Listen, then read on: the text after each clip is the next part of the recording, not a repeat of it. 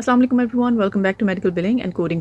Previous lectures में हमने पढ़े थे ICD-10 कोड्स, CPT कोड्स, और आज के लेक्चर में हम डिटेल में पढ़ेंगे HCPCS लेवल 2 कोड्स। आपको मैंने स्टार्ट में बताया था कि कोड्स की 3 बेसिक टाइप्स हैं। ICD-10 कोड्स, जिनको डायग्नोसिस कोड्स भी कहते हैं, इनमें एक लेटर होता है, नंबर्स होते हैं, डेसिमल होता है और उसके बाद भी नंबर होते हैं। जो पहला लेटर होता है वो आपको डिजीज़ की कैटेगरी बताता है। उसके बाद जो 2 नंबर्स होते हैं वो आपको फर्दर डिटेल बताते हैं डिजीज़ के बारे में, और डेसिमल के बाद जो नंबर होता है या एक्स्ट्रा एडिड नंबर्स जो होते हैं वो आपको स्पेसिफिक डिटेल्स बताते हैं उस डिजीज़ के बारे में। सेकंड पर हमने पढ़े थे CPT कोड्स, जो कि प्रोसीजर कोड्स होते हैं कि डॉक्टर ने क्या सर्विस दी है।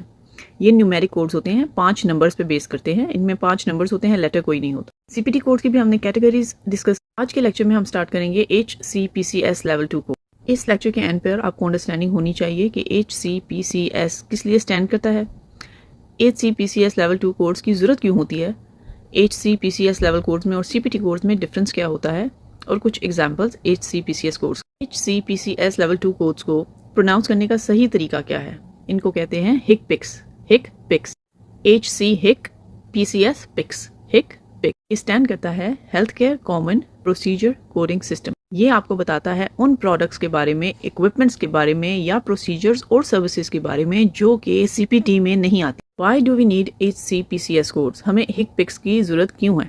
इमेजिन करें कि एक पेशेंट फिजिशियन के पास जाता है, फिजिशियन उस पर परफॉर्म करता है ऑफिस विजिट। इसका मतलब है कि वो सब प्रोसीजर्स करता है जो ऑफिस विजिट में आते हैं। इधर विजिट्स की भी टाइप होती हैं। फॉर एग्जांपल सिक विजिट होता है कि जब आप जाते हो स्पेसिफिकली किसी बीमारी की वजह से। रेगुलर विजिट्स होते हैं तो CPT कोड आपका शो करेगा कि ऑफिस विजिट परफॉर्म किया है डॉक्टर ने, उसकी सारी चीज़ें परफॉर्म। सपोज करें कि पेशेंट को इनमें से भी कोई चीज़ मिली है, जैसे कि wheel chair, crutches, blood glucose monitor, ambulance ride या कुछ इंजेक्टेबल मेडिसिन। ये ऐसी चीज़ें हैं जो यूजुअली CPT कोड्स में रिपोर्ट नहीं की जाती। अब अगर ये चीज़ें इंश्योरेंस क्लेम में रिपोर्ट नहीं होंगी किसी कोड के थ्रू, तो फिर इनकी पेमेंट कैसे मिलेगी? फिर इन चीज़ों के लिए, इन आर्टिकल्स के लिए, प्रोसीजर के लिए, इंजेक्टेबल मेडिसिन के लिए HCPCS लेवल 2 कोड्स यूज होते हैं। HCPCS और CPT कोड्स में डिफरेंस क्या? CPT कोड फिजिशियन की सर्विसेज या प्रोसीजर को कोड करता है, जैसे कि ऑफिस विजिट, सर्जरी या accident. HCPCS codes article, supplies, equipments और दूसरी सर्विसेज को कोड करते हैं, जिसमें व्हील चेयर्स, वॉकर्स, एम्बुलेंस और प्रोस्थेटिक्स वगैरह। सो इन शॉर्ट, CPT होता है सर्विसेज परफॉर्म्ड, HCPCS होता है आर्टिकल्स एंड सप्लाईज और इक्विपमेंट। अब डिस्कस करते हैं कि HCPCS कोड्स का स्ट्रक्चर कैसा होता है, इसमें लेटर्स होते हैं या नंबर्स। तो HCPCS कोड्स में एक अल्फाबेटिक लेटर होता है और 4 न्यूमेरिक नंबर होते हैं।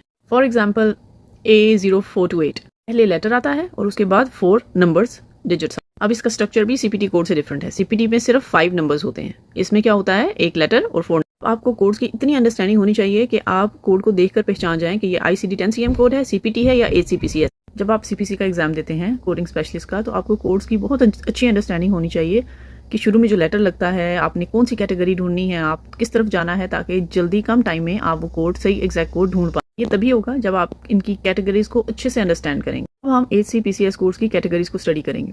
इस कोड में जो पहला लेटर है उसकी कैटेगरीज हैं, तो आपको पता होना चाहिए कि अगर ये आर्टिकल या सप्लाई यूज हो रही है तो आपको कौन से लेटर यूज करना है या कौन सी कैटेगरी में जाना है। इस चीज़ की ज़्यादा अच्छी समझ आपको तब आएगी जब आप इसकी कैटेगरी स्टडी कर लेंगे। तो पहली कैटेगरी है A कोड्स। ऐसे HCPCS कोड जिनके शुरू में जो लेटर होता है वो A हो। A कोड तब यूज होते हैं जब मेडिकल या सर्जिकल सप्लाईज यूज की गई हो पेशेंट, जैसे कि फॉर एग्जांपल बैंडेजेस या वूंड ड्रेसिंग। वो चीज़ के इसको वाउंड नहीं, वूंड कहते हैं अमेरिकन इंग्लिश में।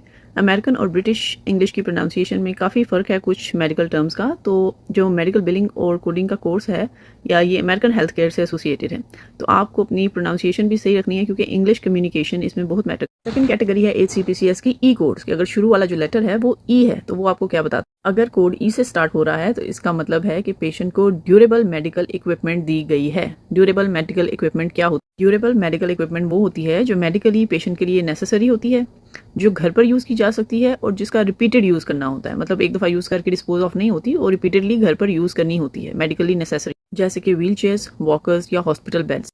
कुछ पेशेंट्स को ये मेडिकली नेसेसरी होते हैं और उनको घर यूज़ के लिए ये दिए जाते हैं। तो अगर पेशेंट को इनमें से कोई चीज़ दी गई है तो उसका HCPCS कोड किससे स्टार्ट होगा? नेक्स्ट कैटेगरी है HCPCS कोड की J कोड्स कि अगर ये कोड J लेटर से स्टार्ट होता है, इसका मतलब है कि पेशेंट को कुछ ड्रग्स या इंजेक्टेबल मेडिसिन दी गई हैं, इंजेक्शन फॉर्म में मेडिसिन दी, जैसे कि पेशेंट को इंजेक्टेबल एंटीबायोटिक्स दी गई हैं या फिर कीमोथेरेपी के ड्रग्स दी गई, कीमोथेरेपी ड्रग्स दी। नेक्स्ट कैटेगरी है L कोड कि अगर HCPCS कोड L से शुरू होता है तो इसका मतलब क्या? इसका मतलब है प्रोस्थेटिक्स एंड ऑर्थोटिक्स। जैसे कि अगर पेशेंट को आर्टिफिशियल लिम्ब लगाया गया है या फिर ब्रेसेस लगाए, ये ऐसे आर्टिकल्स होते हैं जिनसे आपको सपोर्ट मिलती है, आपकी मूवमेंट ईजी होती है या आपकी क्वालिटी ऑफ लाइफ इंप्रूव होती है। प्रोस्थेटिक्स में आ जाता है जैसे प्रोस्थेटिक लिम्ब या प्रोस्थेटिक हैंड। ऑर्थोटिक्स में आ जाती हैं ब्रेसेस या दूसरे स्पोर्ट आर्टिकल्स जैसे कि wrist hand orthos, braces, spinal. Next category है HCPCS कोड की वी कोड्स कि अगर ये कोड लेटर वी से शुरू हो। इसमें ऐसे प्रोडक्ट्स आ जाते हैं जो विजन से, मतलब आपकी आंखों से या हेयरिंग से, सुनने से रिलेटेड, जैसे कि आई ग्लासेस या हेयरिंग।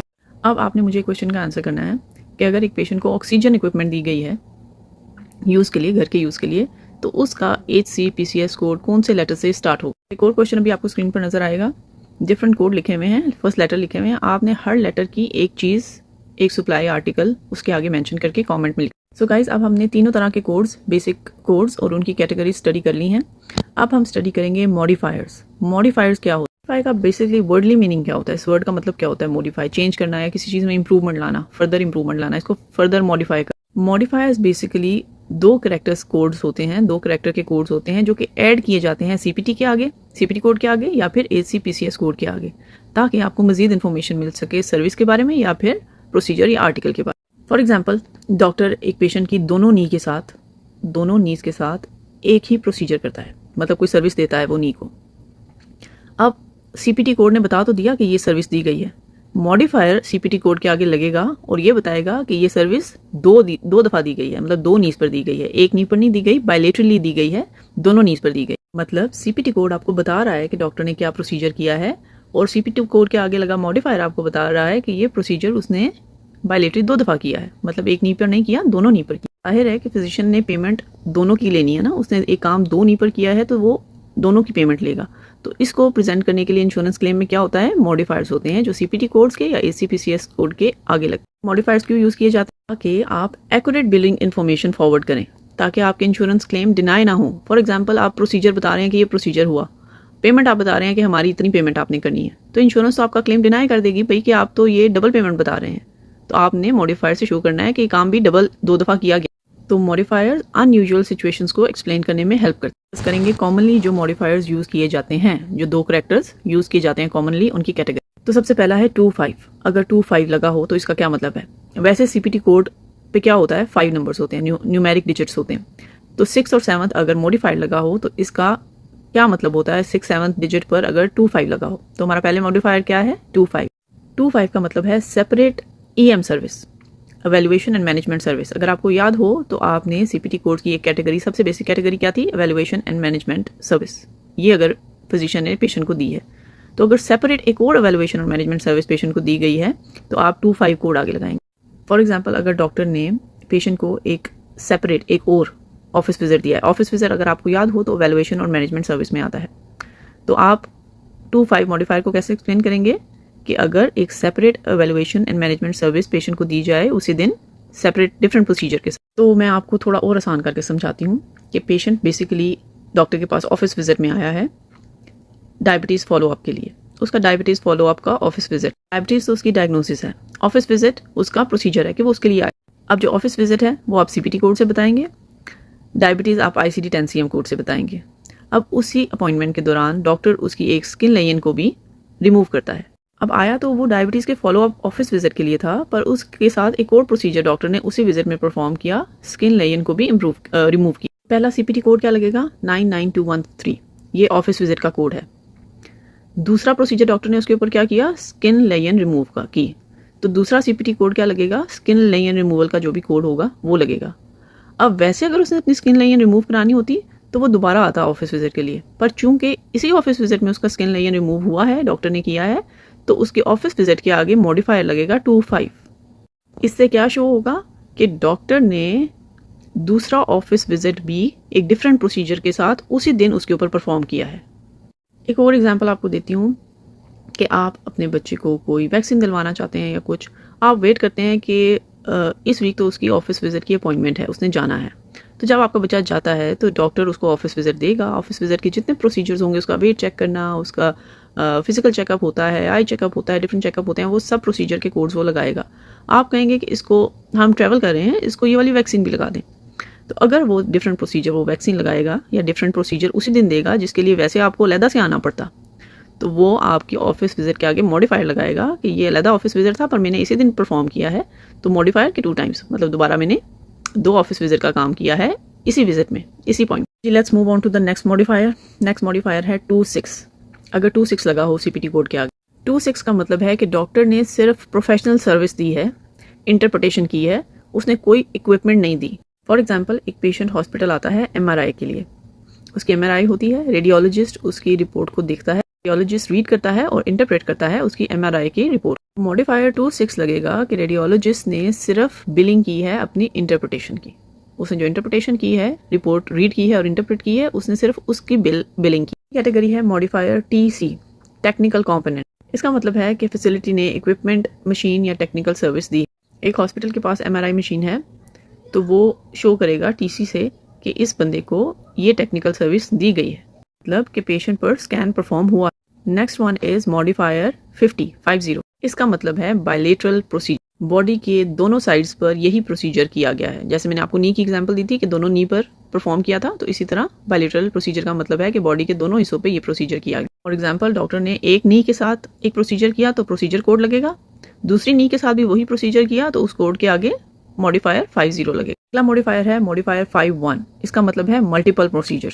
इसका मतलब है कि एक से ज्यादा प्रोसीजर परफॉर्म किया गया था उसी विजिट के दौरान, कि एक फिजिशियन ने गॉल ब्लैडर की भी सर्जरी की पेशेंट विजिट के दौरान और साथ उसने एक और रिलेटेड प्रोसीजर भी किया। मॉडिफायर 51 लगेगा कि डॉक्टर ने मल्टीपल प्रोसीजर किए हैं पेशेंट के। Next one is modifier 59। इसका मतलब है डिस्टिंक्ट प्रोसीजरल सर्विसेज।